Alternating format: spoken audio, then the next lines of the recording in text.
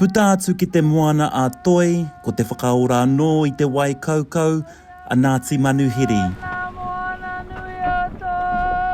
Arā, he tuku kūtai te mahi ki te papa moana.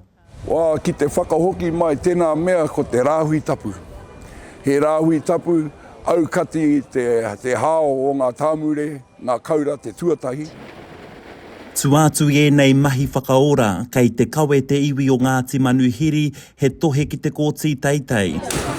Hey! Mō te ture takutai moana, I rāwekeweke tia e te Karauna. Yeah, the amendment to the Act, we feel it cuts straight across in a breach of our treaty settlement responsibilities from the Crown to Ngāti Manuhiri within our legislation that was approved and passed in 2011.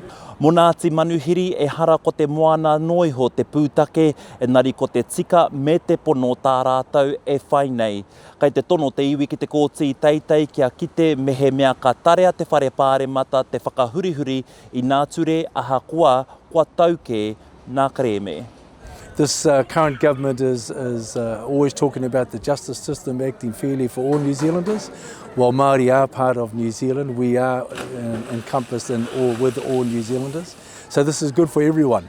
Hei ko tāna kua huri tuara te Karauna me ana nei ture hau, me te aha mārama te kite I te mimiti tana o te pātaka kai. Mo te kai, ka hore momona, rā te mea, kore, hore kau ngā rimurimu, hei whāngai a rātou. Nā te kaha o nā kamupene hau ika me te tangata, kua koraha katoa te papa moana. Nā te tangata hau ika, kamupene, pēra ki ngā Māori anō hoki, e kāna rātou ki te tangohia wa tātou nei taonga, te tāmure, te kaura anō hoki. A fair resolution is that the amendment needs to be pulled, and that the justice system has to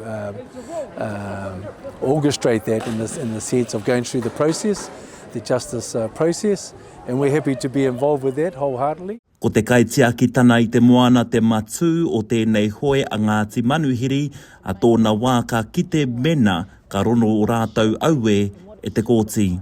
Taru Black, Mātuia.